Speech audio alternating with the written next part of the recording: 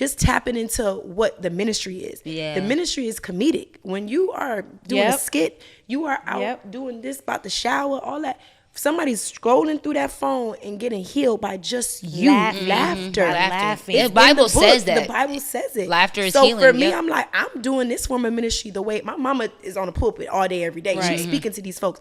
But for me, on my side of it, it's more of like in that comedic space, you know, and really kind of switching it up. Like, no, we could talk about that. I don't know the book from top to bottom. I don't know the Bible. Right. But I do know the word, and I do live by it, right? I do live by some things that I know is right. And do we sin? We do. Every day. Every day. But my life is in there, and I stand by it wholeheartedly, especially when if God come tomorrow, I'm ready. You're like, I'm good.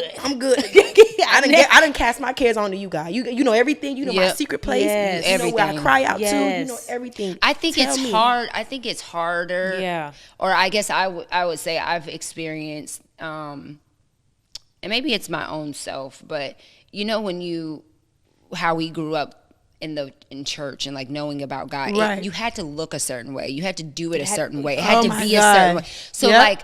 Sometimes I still battle with trying to be my full self because I'm like, I know, like y'all know me. We ain't never had a conversation where God ain't come up. Always.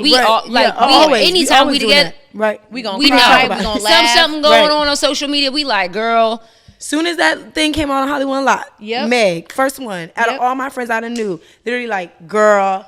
In the comments, and I done made a joke after she said, she said, "Girl, I put my Christmas tree up." But you know what I'm saying? Like y'all know how we are. So I sometimes that is a big part of who I am. But sometimes I'm like, damn, I don't want people to attach themselves to that part of me and then be disappointed when they see the human side of me, because I'm very much human. Like I'm not, I fuck up every day. I sin daily. Do I consciously try to sin? No. But that is who I am at nature. I'm a sinful human. We all are. And it's so hard to like really have the awareness and accountability of God and then still be human at the same time. Do you know what I'm saying? I don't know if I'm explaining that right. No, I get it. Like I that get it. Pressure. Yeah, it's that balance. I could relate to that because, again, my mom is an active pastor.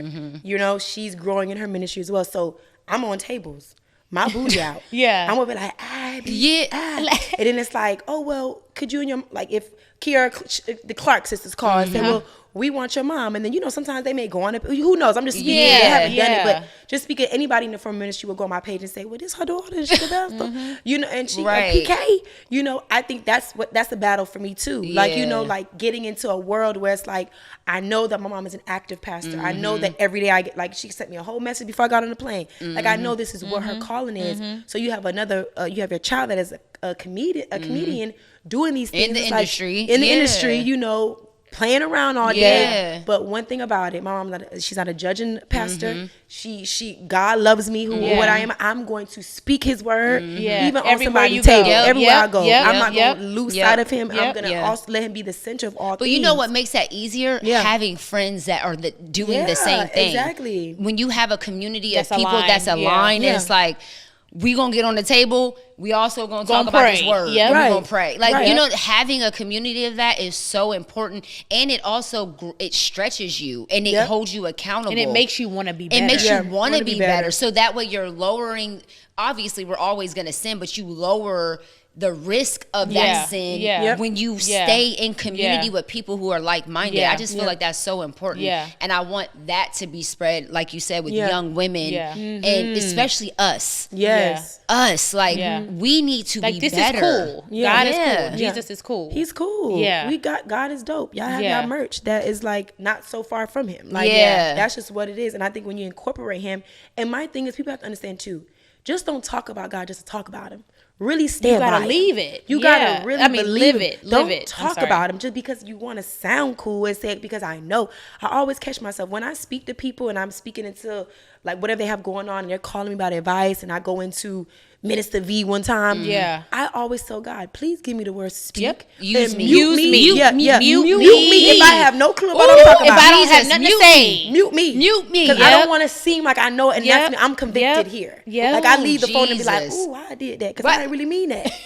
I don't really like you like that, but I don't want that. Goodness. So if it conflicts me, like mute me. Yeah, mute me. Please, I do not turn my volume off. Take my tongue. Like when I say let the phone ring, so I get a phone with you, lady. Like literally, like bring some confusion in this conversation. Confuse us. Confuse this. So I can get about. I got the phone because I do not want to be convicted, and I don't want to tell you a lie, and I don't mean it. Good for you. So that's what I catch myself all the time. Like, do you feel like, because I feel like spirituality, I'm not going to say Jesus and God, because I feel like spirituality is a big thing right now. Everybody is spiritual. Everybody is energy. And everybody got a rock. Everybody got a rock. I got a rock. Like, but everybody got a rock. Right. You know what I'm saying? I got a rock, but I also got Jesus. A rock. I got a rock. Like, you know what I'm saying? But everybody got a rock and a stone and a wish and a prayer and a manifest. What is... Because I feel like people throw it out, like you said, that people are just throwing things out with no substance. Yeah. Like, God told me to da-da-da-da-da. And we like... Wait, what? Huh? Is that a prophetic thing? Or what are you saying? I'm just like, where is the balance, or how do you know or separate when it's just throwing it out there for the sake of I'm trying to sound, or when someone is really being... That's relationship. You know what I'm saying? But I'm saying, how would the audience know the difference? Oh, yeah. Because everybody is doing it. What makes Avina different from maybe somebody... We know the difference. We can feel the difference if it's all... We can be like, something about that. But I'm saying, how would our audience know who to follow or listen to or be impacted by that? You know what I'm saying? And that's just about the leadership part. That's just about how you conduct in your ministry. Because at the end of the day, you can have a pulpit and want money. You can have a pulpit and be cheating on your wife. You have a pulpit and be lying to the folks. You have some smaller boutique churches where they believe in the Shekinah glories. You know, they are stomping on devil's heads. Like you're really anointed. So you would know through your discernment who to go to. That's like y'all said earlier, paying y'all tithes. Like y'all know what church to do it to. Y'all know, like, y'all know where y'all want to sit. Whatever you feel, whatever you feel. If you are in church and you feel like the pastor not moving me, then it's okay to get up and try it again. It's like relationships. I'm going to figure out what's best for me. Where should I sow a seed at? People just be so church hurt too that I feel like it's so hard. Like, because God and religion and spirituality is such a sacred thing. The second that manipulation comes in, it's like, and I get it. I've been in, I've had church hurt. So I know what it's like to be like, you know, ain't really practicing none of y'all is real. You know what I'm saying? But like you said, when you have a real encounter with it, it's like, okay, this moved me. This is different. In this way. I want to be better. I felt this. I felt it. And this is a revealing season for a lot of people. This is a revealing season, especially the month of November for me. Like, it's a revealing season. So those who lie about who they believe in or what the message are, God will bring them to the forefront, you know. What you mean by revealing season? Like revealing season. Like, again, I think for me, you reveal your friends who should go with you through 2023. You're revealing people who's a part of your team who shouldn't be there anymore. It's revealing people who are maybe a business thing. Like, you wanted to apply to a job and somebody behind it was trying to stop it.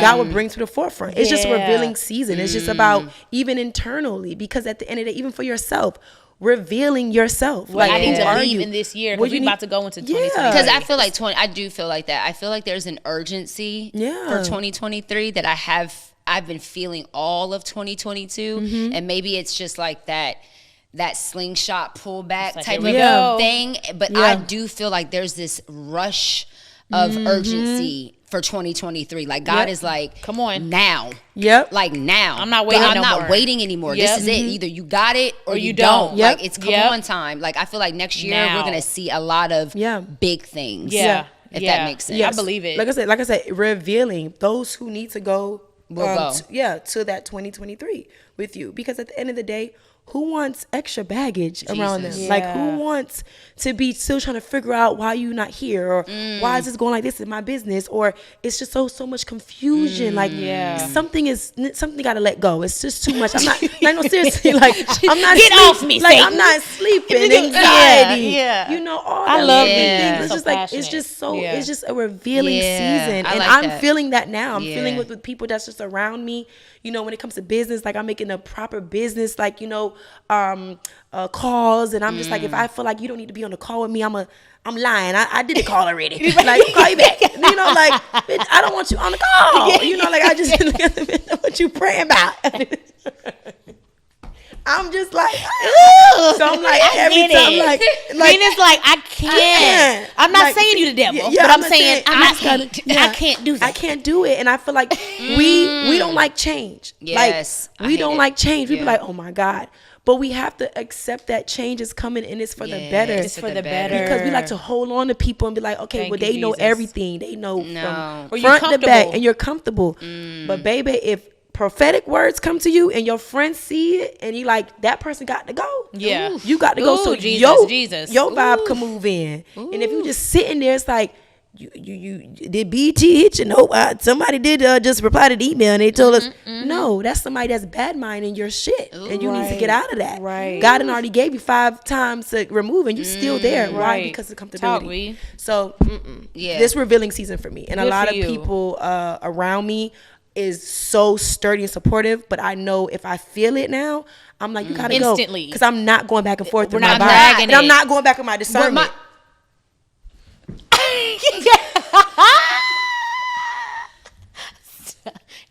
not going back and forth with it. I'm not doing that. I'm not doing it. No, what I'm not gonna do is I need to sleep. I'm not doing it. Talking about nightmares. Once somebody called me and said that ain't the one, I said, okay. What are you doing, baby? What email you say? Hey. Yeah, no, I'm not doing that. Once I get a word and I feel it, Jesus. Oh, you have a great day. Yeah. Because I'm not gonna do that. And then too, it's like God was telling me, especially like I said, this week was hard entrepreneur wise. I'm just like, Lord, okay. I love her. I'm like, my girl. It's been hard. I know how passionate V is. She's like, but God was really telling me, like, either you trust me or you don't trust me. It's that simple. It's really just that simple. Like, either you trust me or you don't trust me. Yeah. Like what did I tell you to do? Why are you so worried about all the other what did I tell you to do? I gave you the vision. I gave you the vision. I gave you the word. I told you to say yes to this. I didn't tell you can't worry about what I said to them or how I showed that person or what I said for this part of the bit. What did I tell you to do? And focus on that. And know that whatever I called you to, I'll call you through. Yeah. I'll help you through it.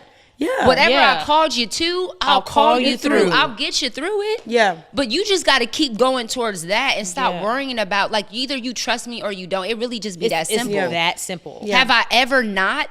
God really be like, have Look I at my ever track not? record. I done brought you out of everything. Yeah. Look at my track record. I've never left you. I have never left you. And it's so funny. My pastor came one day. She's like, the weapon will form V, but it won't prosper. It won't. Yeah. You got it. It's so much problems are gonna be there. Yeah.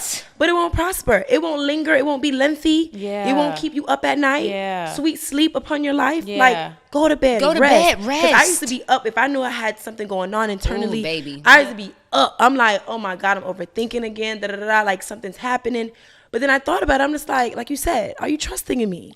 Are you? Do you believe? Go to sleep. Go to relax. Go sleep. Relax. Yeah. So that was me. Like, and that was in 2020 when I was dealing with that. COVID happened. Yep. That was a moment You for me got to. sick. I got sick, and I was like in a still place. And I used to hate the word still. I used to be like, oh, I gotta be still. I don't like being still because you know what, we get to think. Yeah. We get to start thinking about this. Dissecting childhood. stuff. When you're an overthinker, you want to stay busy. Right. Like you're working. But then I'm like, I'm I'm still, but I can relax on my couch now because I casted my cares onto him. And if I do go back to in that place, I know how to get out of it because he did it for me again. Why? Because I read a word. I worked out. You know, I read my devotions. You know, I listened to some gospel music because music is healing too. It depends on what type of music you listen to. So that's what I learned too in my still place. Listen to some worship music. You know, listen to some music that's gonna make you upbeat. You know, and that's what really gets me out of those moments. To make you feel good.